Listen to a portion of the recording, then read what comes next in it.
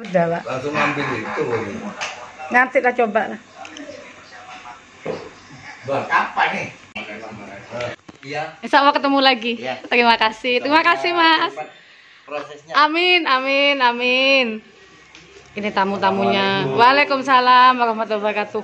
Tamunya Gus Baikun setiap. Terima kasih, Mas.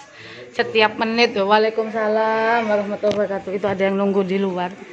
Pokoknya setiap hari itu, setiap malam tamunya Gus Baikun itu banyak. Itu datang lagi. Terus si Dewan Perwakilan, wakilnya rakyat, ya kan, yang duduk di parlemen. Kalau ditanya ketua ini sopo, nah karena dia wakilnya rakyat, berarti tugas DPR itu apa fungsinya? Melayani rakyat. Melayani rakyat sebagai ketuanya, ya kan, kebutuhan rakyat ini yang harus mereka perjuangkan. Pada prinsipnya seperti itu. Nah, cuman kan hari ini yang kita lihat kok masih terjadi kemiskinan, kok masih terjadi kekurangan, kok masih terjadi pelayanan publik ini rendah sekali. Ya kan, ambil contoh, ya ada masyarakat di Sodung yang terisolir, belum ada jembatan penghubung yang representatif, masih ya ala kadarnya seperti itu. Dan ya kan, dan itu beresiko. Ya kan, sudah ada kejadian korban jatuh di sungai besar itu, dan itu kan kemungkinan akan terjadi terus. Kalau melihat panjang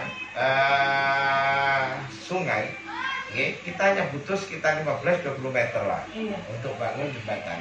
Tak pikir seandainya dianggarkan, ya kan, per meternya itu anggaplah kita bikin mahal, dibikin umpamanya dengan standar cor dan seterusnya. Mungkin hitungan saya 1 meter hanya butuh biaya antara 5-6 juta lah, 5 juta lah. Seandainya mewah kan, itu sudah mewah kan ya? Saya nganggarkan 3 juta. 3 juta ya? 3 juta. Kalau 3 juta kali 20 hanya 60 juta. Anggaran saya udah 3 juta ya. 60 juta. Setahu saya gaji DPR itu hari ini 40 juta sudah dapat. Kenapa? Sudah dipotong atau belum? Sudah dipotong pajak. Sudah dipotong pajak. Sudah dipotong. Ya terima Bersih, bersih, ya? terima bersih lah. Gitu. Nah kan artinya kalau seandainya anggota dewan kita ini peduli, ya kan ada 50 orang, urunan biro sih, dia masing-masing anggota dewan hari ini mengeluarkan uang 1 jutaan saja selesai kan? Selesai ya? Selesai. Kenapa tidak dilakukan itu?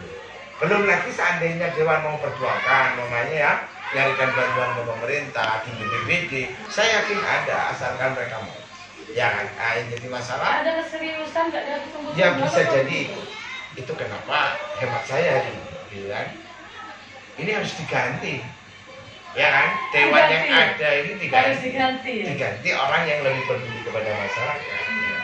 Maka saya secara pribadi ingin mendorong orang-orang yang sudah memang di dalam hidupnya dia itu punya kepedulian sosial tinggi.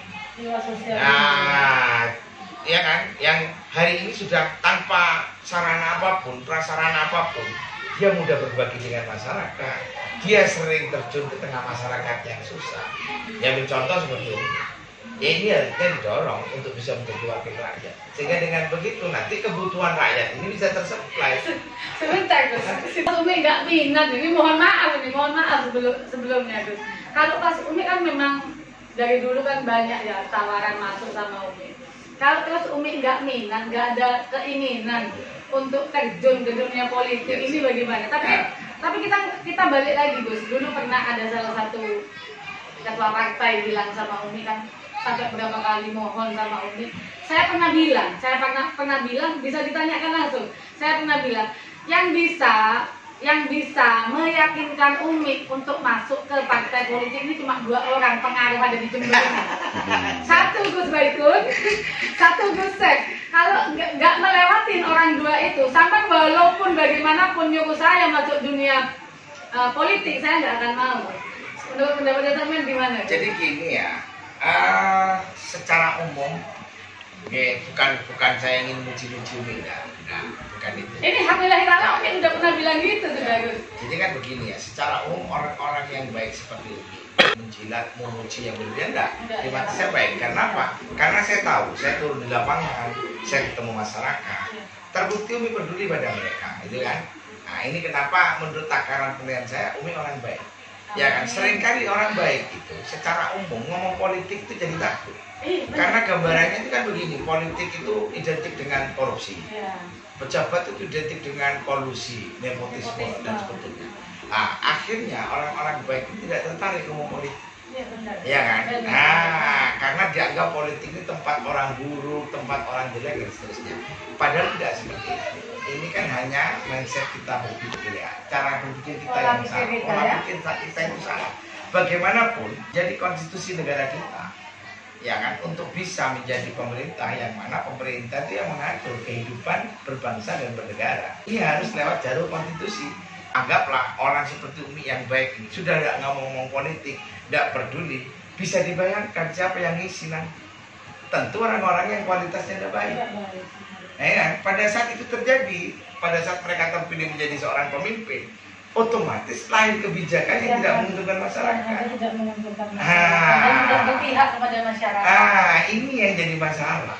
Ini, jadi mindset kita berpikir yang harus kita rubah. Karena jelas, ya kan, instrumen di dalam ayat Al-Quran yang saya sebutkan tadi tidak akan berubah nasib suatu kaum sampai kaum tersebut mau merubah nasib dirinya sendiri. Yang dimaksud oleh Tuhan siapa? Ya kita ini. Dengan yang baik-baik tidak mau tahu, ya sudah, selamanya yang akan jadi orang yang nggak baik. Imam Ali itu berkata, ya kan, kejahatan yang terstruktur, terus sistematis dan masif, ini akan bisa mengalahkan kebaikan yang tidak seperti itu. Kebaikan yang asal-asalan pasti akan kalah. Ya berkompetisi dengan semua orang. Bukan kita merasa lebih baik daripada mereka, tidak. Tapi ini bagian dari ikhtiar untuk bisa merubah kehidupan berbangsa dan bernegara kita ini. Luar biasa. Kenapa nggak Gus Baikun aja yang jalan dulu? Nah, Gus Baikun nyuruh Umi tok kan? Umi nyuruh Gus Baikun aja juga nyalon. Tadi sudah jelaskan. Jadi gini, orang ini kan harusnya hidup itu sesuai dengan tugas pokok dan fungsinya. Tupoksi. Ya biasa disekat sama orang tupoksi. Ya. Kenapa Gus Baikun kok nggak nyalon? Satu, yang pertama, kebetulan saya mulai dari kecil memang di pondok pesantren, dan saya tidak pernah duduk di bangku formalitas. Sedangkan salah satu syarat untuk mencalonkan diri atau menjadi pemimpin bangsa ini harus lewat ijazah. Nah itu harus punya tidak bisa dihindari. Ambil contoh, saya pengasuh pondok pesantren. Di sini ada tanggung jawab santri yang harus saya perhatikan, dari pendidikan, akhlak dan seterusnya. Orang yang dianggap tokoh atau sebagian orang yang anggap saya ini tokoh agama, bisa jadi dari berbagai partai, dari semua partai yang ada teman saya, gitu kan. Nah kalau saya hari ini umpamanya mau berkompetisi dalam dunia politik, saya harus pilih salah satunya. Itu yang dimaksud saya. Seperti itu ya. Itu yang dimaksud saya dari tadi. Semua tokoh banyak yang minta dukungan sama Umi, minta ini pertimbangan Umi. Kalau pas Umi milih salah satu di antaranya, kecemburuan, bukan cuma kecemburuan sosial loh. Iya. Kecemburuan lainnya pasti akan datang juga. Kok Umi mau milih ini dan tapi kalau menurut saya beda dengan posisi Umi hari ini ya. Oke lah, itu iya, mungkin ada kesamaan dengan saya, tapi saya sebagai orang yang dituakan di situ ya harus menjadi berkat mereka. Saya punya tanggung jawab besar itu. Ini semuanya. Iya, walaupun dekat, tapi kan tidak akan membingungkan kalau pengurus partai dukung gak akan aku, ya itu wajar. Ya, itu tapi tidak masyarakat. Kalau saya beda, kami bisa jadi orang itu akan kecewa. Salah satu fungsi kami, fungsi saya hari ini sebagai perekat. Ini. Apakah Umi harus? Ini kan diskusi ya, kita akan diskusi ya. Artinya pendapat saya itu kenapa saya mendorong beberapa teman-teman yang sebetulnya sama dengan ini, tidak tertarik dengan politik, tidak mau ngomong politik. Itu siapa yang butuh bantu saja. Ya, walaupun mekanismenya tetap kita ini untuk bisa jadi memang harus masuk partai salah satu partai tertentu. Dan itu sudah ada aturannya. Saya yakin sudah ada aturan mainnya. Dan jenengan tidak perlu bingung-bingung, sudah teratur semuanya itu. Bahkan kalau ada program-program dari pemerintah, itu kan juga partai terkadang meminta sekian persen dari bantuan yang melekat sebetulnya di anggota DPR untuk sharing dengan partai, karena partai juga perlu pencitraan dan seterusnya, ya, itu menurut saya masih pada batas yang wajar. Wajar. Tapi ingat bahwa setiap anggota DPR itu mengawal kepentingan masyarakat. Salah satunya ada program bansos, ada program pokir. Ini yang sebetulnya seringkali juga kadang-kadang masyarakat kurang paham, ya kan, bahwa kayak ngomong pokir nanti identik dengan korupsi. Kalau itu mah oknum. Tidak semua oknum saya pastikan. Kalau memang anggota DPR-nya amanah, ya kan, dia tidak perlu memotong anggaran yang memang itu untuk masyarakat, rakyat semua. Toh gajinya sudah dipenuhi oleh pemerintah dan itu setahu saya cukup besar. Ya, saya tidak mau sebutkan angkanya nanti kurang etis. Tapi saya yakinkan kalau hidupnya wajar-wajar saja itu pasti lebih dari cukup. Nah, cuman kan yang jadi kendala hari ini, ya kan, data ini kita ngomong data, bukan katanya, tapi data. Hampir semua anggota DPR mau di tingkat daerah sampai di tingkat provinsi dan pusat untuk jadi itu mengeluarkan budgeting yang besar sekali. Itu. Ya karena apa? Ya mereka ini beli suara. Mamanya terus masyarakat dikasih uang 50.000, 100.000, itu kan rahasia umum kan, ya kan? Coba bayangkan, ini money politik. Karena kos politiknya besar untuk jadi anggota dewan. Rata-rata menurut survei, ya kan, satu anggota DPRD itu bisa mengeluarkan budget untuk jadi antara 600 sampai 1 miliar, bisa lebih. Untuk di provinsi itu sudah menjadi rahasia umum. Untuk jadi itu budgetnya antara 3 sampai 5 miliar. Di provinsi. Untuk di pusat itu bisa di atas 10 miliar. Bisa 11, bisa sampai 15, bahkan bisa 25 miliar. Ada data itu. Ngelewatin pencalonan bupati kalau gitu ya. Ini kan coba bayangkan saja. Kalau dia jadi sampai habis besar itu, ya kan, berapa gajinya? Ya otomatis yang balik modal. Minimal balik modal. Tapi secara umum ya pasti pengen bati lah, ya kan? Iya. Itulah akibatnya akhirnya terjadilah korupsi. Dipotong-potong bantuan untuk masyarakat. Harusnya masyarakat dapat bantuan 10 juta, nyampe di masyarakat tinggal 5 juta umpamanya, karena dipotong sekian. Harus dirubah. Masyarakat pun harus diedukasi.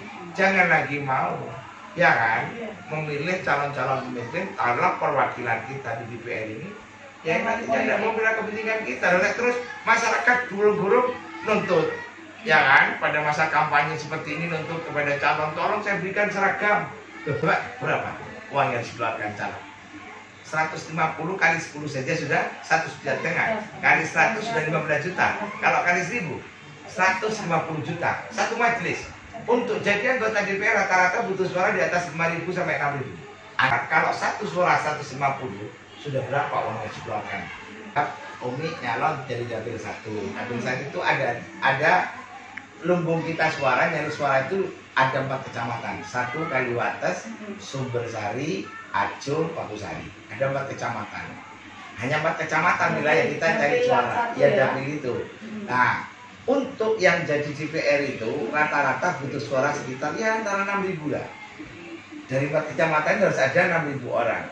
Kali calon anggota legislatif untuk mencari suara dengan cara money politik. Nyokok uang tiket seragam, mau uang dalam bentuk uang langsung atau dalam bentuk sembako atau apa. Nah ini yang membuat akhirnya kos politik menjadi mahal, ya kan? Dimintai seragam sama masyarakat, seragam baju muslimah seharga 150.000, ya kan? Kalau kali 6.000 berapa? 900 juta. Ini yang membuat akhirnya begitu DPR ini jadi DPR, ya otomatis mengembalikan modalnya. Inilah akhirnya terjadi praktek-praktek pemotongan-pemotongan yang terus diduga korupsi dan seterusnya. Ya karena mereka harus balikkan modalnya itu, sehingga kebutuhan masyarakat yang sifatnya umum akhirnya tidak terlayani. Contoh kecil apa? Jembatan rusak, umpamanya. Tidak terrealisasi ya. Susah ya karena mereka itu tadi. Iya itu tadilah.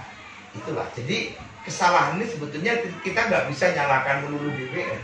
Ya karena masyarakat kita sendiri juga mau gitu, kenapa mau? Seperti Umi, ya kan? Karena Umi sudah punya investasi sosial yang besar, Umi sudah sering interaksi dengan masyarakat, sering bantu masyarakat. Saya pikir kalau Umi nyalon, pasti masyarakat akan dukung gitu loh, walaupun tidak harus dikasih sesuatu, karena mereka selama ini kan sudah Umi perhatikan, Umi bina. Kalau yang jadi orang seperti sampean-sampean ini yang tidak mengeluarkan modal jadinya, otomatis kan, ya kan? Nah, apalagi ya sebelumnya memang sudah orangnya punya apa ya, punya kebiasaan sosial yang tinggi dengan dilekati, ya kan, dengan anggaran dan seterusnya. Saya pikir otomatis masyarakatnya akan terlayani. Itu maksud saya. Sehingga dengan begitu maksimal. Dan saya pikir kalau 50 anggota DPR itu serius benar bekerja untuk rakyat, mencarikan alternatif bantuan untuk rakyat, saya pikir cukup itu. Di Jember ini insya Allah kemiskinan, stunting dan yang lain-lain itu bisa diatasi. Ini jadi masalah kan hari ini ya seperti saya katakan, banyak hal yang membuat akhirnya masalah-masalah tidak terurai. Ini kalau mau puzzle ini semburat gak karu-karuan. Akhirnya ya, bukannya masih terselubung dari gitu mas? Kasus-kasusnya lama-lama kan masih terselubung. Kalau saya sih melihatnya enggak sih, sudah sejelas itu. Cuma tetap terjadi pembiaran ya? Ya terjadi pembiaran, ya kemana dan seterusnya. Ya, kami memberikan bantuan secara cuma-cuma dan seterusnya. Nah, kami tahu apa yang sedang terjadi di masyarakat. Ya ini sebetulnya bukan hanya tugas kami sebagai ormas, tapi jauh yang lebih baik punya tanggung jawab sebetulnya DPR.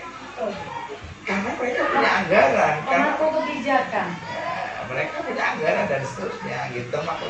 Termasuk mereka ini ya salah satu ya pemangku kebijakan. Nah, ini ya yang saya maksud. Kalau kami kan ormas ini kan tidak punya sumber dana yang jelas gitu ya. Nah, kami saja masih bisa melakukan sesuatu ya, untuk masyarakat, dan itu buktinya masyarakat berdekatan kami. Kenapa kok tidak dengan DPR? Nah, ini pasti ada yang salah ya. Saya lihat juga, saya tidak mau menyebut siapa-siapa ya, tapi secara umum kita ngomong data saja. Ya, rata-rata anggota DPRD itu untuk jadi mengeluarkan budget ini sebesar itu. Berarti kan kita dari besarnya kan ada something wrong. Ya. Apa ya, masyarakat secara umum, ya masyarakat banyak ini bisa kita melayani dan bisa merubah mindset seseorang. Dari yang tidak baik menjadi salah satunya begini. Ambil contoh seandainya ada anak yatim ya. Ya kan kita tidak tahu yang namanya takdir Tuhan, tiba-tiba ada suami istri yang baru menikah, anaknya masih kecil, bapaknya mati, otomatis beda. Mereka orang-orang yang butuh kita sambut, jelaskan perintah Tuhan dalam Al-Quran. Loh, pertanyaan saya, ya kan, kalau seandainya kami ormas yang bantu mereka, berapa banyak yang bisa kami bantukan? Kami tidak punya sumber dana yang jelas, kayak gitu. Ya kan, kami tidak mengakses itu dana dari pemerintah dan seterusnya. Seandainya pun bisa bantu ya sedikit sekali bisa kita bantu. Tapi seandainya anggota dewan, tidak. Ya kan, DPR punya anggarannya cukup besar, bahkan dia punya akses, ya kan. Datangi saja kepala dinas pendidikan, bawa si anak yatim itu daftarkan masuk sekolah, ya kan. Kalau yang ngawal DPR itu sampai selesai SMA selesai tanpa biaya, saya jamin. Berarti DPR itu kan dilindungi sama undang-undang. Ya harusnya dia bisa memanfaatkan posisinya seperti itu. Menggunakan fasilitas yang ada, betul, dan itu kan sangat dibutuhkan oleh masyarakat. Akan tetapi yang terjadi kan DPR akhirnya yang terjadi yang hari ini ada itu kan ngurus kayak begitu kan males karena udah dapat uang. Iya. Kayak gitu loh. Berarti kan jiwa kesosialannya yang kurang. Ya karena kita bisa pahami lah, mereka ini kan jadi dengan ongkos yang besar. Akhirnya mereka itu hanya mau melakukan pekerjaan yang di dalamnya bisa menguntungkan dia, bisa menghasilkan untuk uang untuk dia. Kalau pekerjaan-pekerjaan yang secara umum tidak menghasilkan uang, saya yakin mereka susah peduli. Susah. Saya kan idol iya, karena ngurus itu perlu waktu, ya kan. Seandainya saya bawa anak ini, anak yatim ke dinas pendidikan, dari rumahnya menuju ke kantor sudah berapa jam, nanti ngurus administrasinya, ngurus di sekolahnya, itu bisa waktu 2-3 hari. Orang-orang yang sudah punya jiwa sosial kayak Umi melihat kayak gitu, gak usah disuruh kan. Nah itu maksud saya. Ya kita butuh orang-orang yang seperti ini. Ini yang kita dorong sebetulnya untuk bisa menjadi wakil rakyat. Kalau orang-orang seperti ini yang jadi saya pikir kesejahteraan rakyat, kebutuhan rakyat, kemakmuran rakyat ini bisa kita apa sih? Tugas pokok dan fungsi saya ini siapapun seandainya disurvei, dilemparkan pertanyaan ke masyarakat. Kalau seandainya rakyat, masyarakat mendukung dan mendorong Gus Baikun ya untuk minimal ya mencalonkan jadi wakil bupati. What is wrong? Ya, what is problem? Tadi kan saya sudah ngomong. Saya garis bawahi lagi, what is problem? Kan tadi saya sudah ngomong ya, salah satu yang mengganjal, saya ini kan terlahir di kalangan pesantren. Kebetulan sama abah saya tidak pernah disekolahkan di sekolah formal, murni dari kecil. Jadi masuk ujian saja. Padahal mohon maaf, bukan saya maksud pendidikan diri. Sebagian orang hari ini mengatakan saya ini ahli. Tamu saya ini profesor ya? Iya, tahu. Ya kan? Mereka bertanya tentang keahlian saya. Ya kan? Tanya hukum ada, memberikan masukan, kita diskusi dengan mereka. Ya kan? Seorang profesor tidak akan mau dikasih tahu sama orang yang hanya lulusan S1. Itu Logikanya begitu. Iya. Nah itu. Jadi ada batasan tertentu yang. Iya, iyalah. Jadi kan masing-masing orang yang tahu diri. Iya. Pada prinsipnya seperti itu. Ya kan, kalau jangan memaksakan apa ya harus itu kan. Nah, toh masih banyak yang lain. Ambil contoh Umi yang lebih bisa didorong. Kenapa nggak harus saya itu? Ya kan? Nah, toh nanti kita bisa kerja sama. Iya. Saya juga bisa berikan masukan harus seperti ini, gitu kan? Nah, kita sudah mengatur sedemikian rupa, ya kan? Dalam bentuk bantuan, program untuk rakyat sudah dibikin. Cuma yang bisa akses itu tidak semuanya. Siapa yang bisa mengakses? DPR, ada, ya ini sesuai dengan tupoksi masing-masing. Lah, salah satu galanya itu DPR. Yang bisa ngambil uang dari pemerintah untuk disalurkan kepada masyarakat. Karena sesuai dengan tupoksi. Lah, di sini maksud saya. Tidak ada masalah. Freedom. Oke, betul. Nah, itu menurut pemahaman saya. Jadi, kalau Ada something ya, kalau umpamanya beda dengan ini atau mungkin yang lain yang tidak seperti posisi saya sekarang. Seandainya saya di posisi jenengan, saya sudah lama, saya pasti iya. Pasti iya. Pasti iya. Alhamdulillah barusan sudah saya banyak mendapat masukan ya atau wejangan dari salah satu tokoh yang ada di Kabupaten Jember, Gus Baikun. Banyak masukan-masukan yang positif, masukan-masukan yang membangun, bahkan nasihat-nasihat yang belum pernah saya dengar sebelumnya dari seorang Gus Baikun. Hari ini sangat gamblang sekali memberikan, bukan hanya memberikan tausiah, memberikan ilmu yang baru buat Umi untuk menjadi orang yang lebih bijaksana lagi, orang yang lebih berwawasan luas, dan orang yang bisa memikirkan dan memilah dan memilih mana yang terbaik dan mana yang kurang baik dan mana yang harus diambil keputusan yang baik atau keputusan yang tidak baik. Semua harus dipertimbangkan dengan matang, dengan kepala dingin dan juga dengan keikhlasan hati. Terima kasih atas masukan dari Gus Baikun. Barusan kalian bisa dengar ya wejangan apa saja yang Gus Baikun sampaikan kepada Umi dan juga didengar kepada kalian semua subscriber Umi di dalam dan di luar negeri. Semoga ilmu yang sedikit ini bisa bermanfaat kepada kalian. Itu aja liputan dari Umi, si pilot yang tercantik, sang maestronya Jember yang punya salam 3 jari nolai. Jangan lupa bahagia, intinya hidup indah bila mencari berkah. Dan selamat menunaikan ibadah puasa. Wassalam, sampai jumpa. I love you. Bye bye. Bye.